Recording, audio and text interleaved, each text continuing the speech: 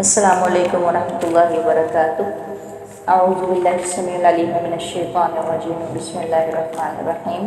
رب اشرح لی صدری ویسر لی امری واحلل عقدۃ من لسانی یفقهوا قولی، رب یسر ولا تعسر وتمم بالخیر، رب زدنی علما، رب زدنی علما۔ اللهم فقهني في الدين، اللهم ألهمني رشدي وأعذني من شر نفسي، اللهم انفعنا بما علمتنا وعلمنا ما ينفعنا وزدنا علما، اللهم إنا نسألك علما نافعا وعملا متقبلا ورزقا طيبا، آمین اللهم آمین۔ سورۃ الانعام آیت نمبر 7، آیت نمبر 7 سے 10 تک رکوع پورا کریں گے انشاءاللہ۔ بسم اللہ الرحمن الرحیم۔ وَلَوْ نَزَّلْنَا، اور اگر، لو کبھی کبھی اگر کے لیے بھی استعمال ہوتا ہے، کبھی کبھی کاش کے لیے بھی استعمال ہوتا ہے۔ وَلَوْ، اور اگر، نزلنا، نازل کرتے ہم، علیکا، آپ پر، یعنی آپ صلی اللہ علیہ وآلہ وسلم پر، کتاباً، ایک کتاب، فی قرطاس، کاغذ میں، فلمسوہ، پھر وہ اسے چھو لیتے، ٹچ کر لیتے، چھو لیتے، بِأَیْدِیہم، اپنے ہاتھوں سے۔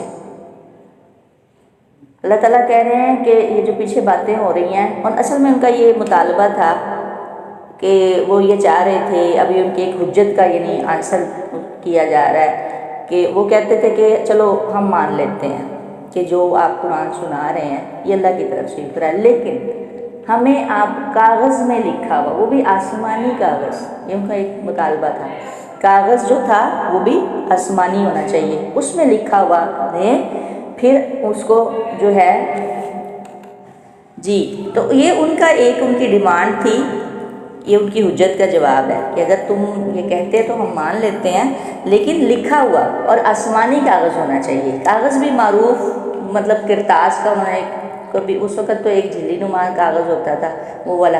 تو بہرحال اللہ تعالیٰ کہتے ہیں، اللہ تعالیٰ اس کا آنسر کر رہے ہیں، ان کا جواب دے رہے ہیں کہ اگر ہم نازل کرتے ان پر، آپ پر ایک کتاب کاغذ میں، فلمسوہ، وہ اسے چھو لیتے، بِأَیْدِیہم، اپنے ہاتھوں سے۔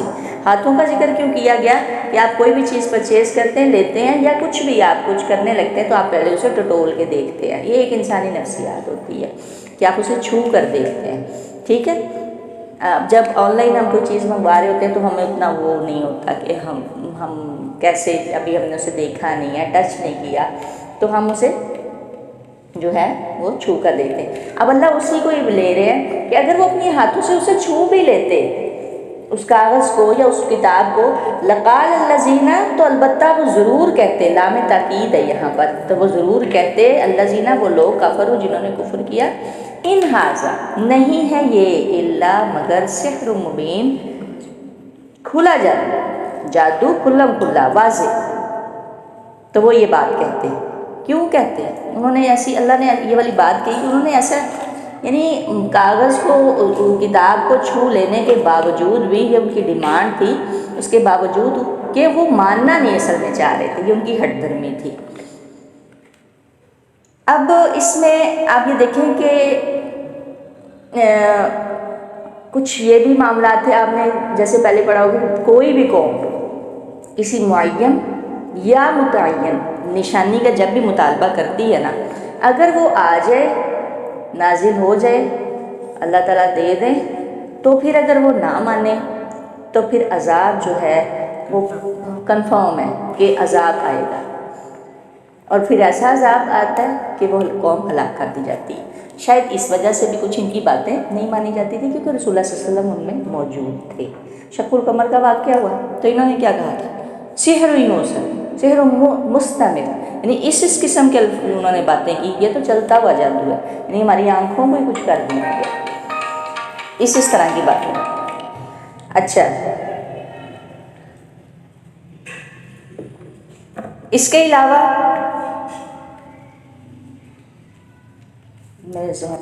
اس کے علاوہ آپ یہ دیکھیں کہ قوم سمود نے کیا مطالبہ کیا تھا، اونٹنی کا، اور کیا ہوا تھا جب اونٹنی آئی تھی تو انہوں نے کیا کیا، اس کی پونچھیں کاٹ دی۔ بہت سارے آپ واقعات دیکھیں گے۔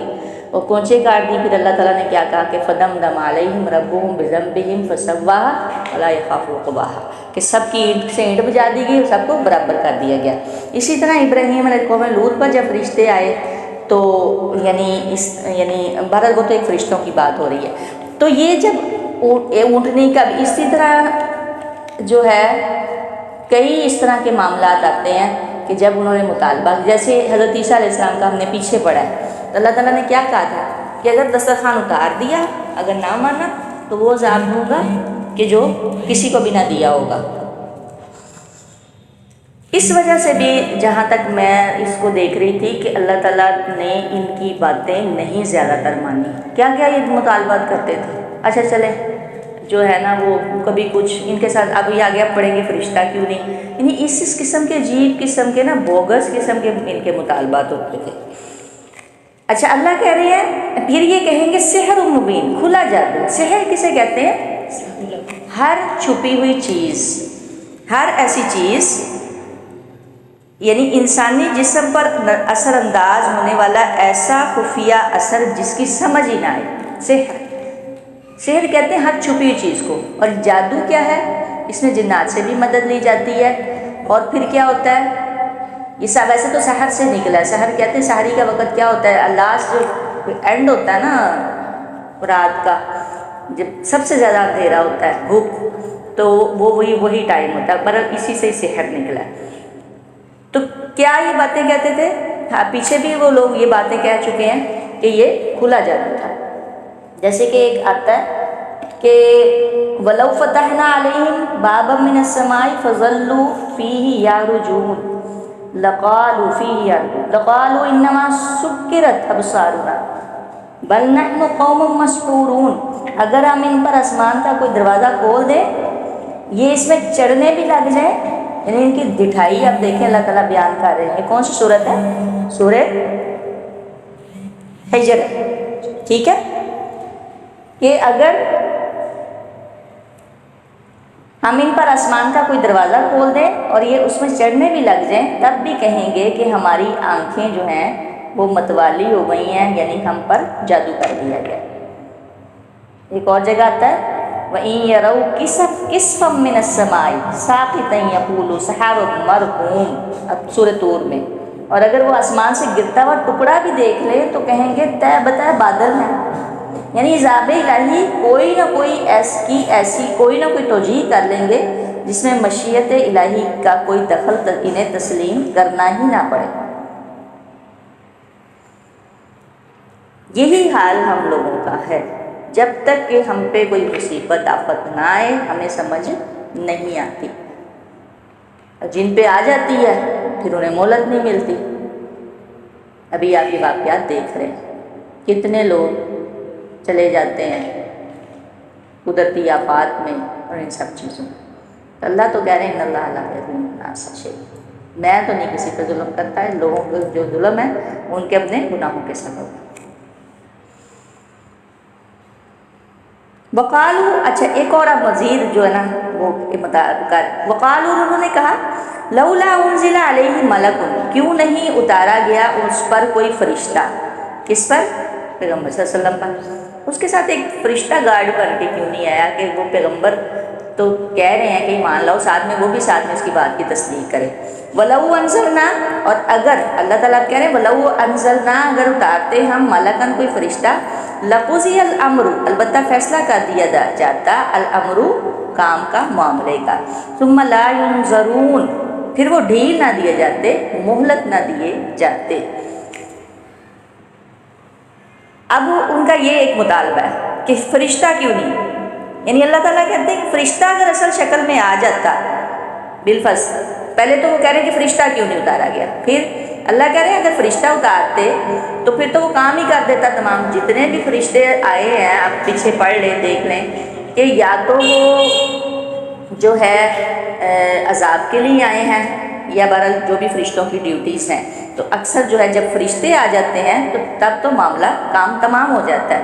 اور ویسے بھی پھر آگے ہم پڑھیں گے، آگے ایک اور مزید ان کا یہ ہے کہ وَلَوْ جَعَلْنَاهُ مَلَكًا، اور اگر ہم بناتے، یعنی اللہ تعالیٰ کہہ رہے ہیں اگر ہم بناتے اسے ملکن فرشتہ، یعنی جو کوئی رسول ہے لجعلناہ تو البتہ ہم بناتے اسے رجلاً ایک آدمی ہی. اگر فرشتہ بھی ہم پیغمبر بنا کے بھیج دیتے تو اسے بھی تو ہم نے آدمی ہی بنانا تھا. ایسے تھوڑی کرنا تھا کہ انسانوں کے ساتھ ہم نے فرشتے کو رکھ دینا تھا. اس کو بھی تو انسانی شکل میں ہی لانا تھا. پھر کیا ہونا تھا؟ وَلَبَسْنَا البتہ ہم مشتبہ کر دیتے. لبسا یعنی گنڈ منڈ کر دینا.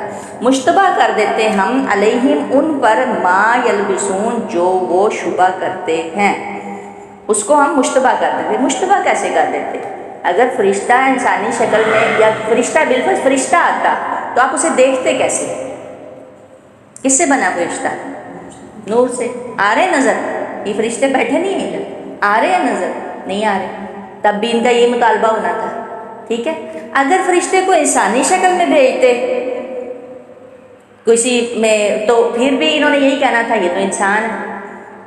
یعنی بات وہیں کی وہیں. لیکن اچھا ایک اللہ تعالیٰ کی نا یہ بھی ایک حکمت تھی. انسانوں میں انسانوں کو ہی پیغمبر بنا کے انسانوں کے لیے انسانوں کو ہی پیغمبر بنا کے بھیجا گیا کہ انسان سے مانوس ہوتا ہے.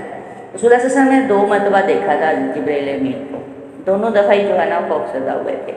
اب ایک فرشتہ ہے دیکھیں اس کے پر کتنے ہیں، مشرق سے مغرب 600 پر ہیں.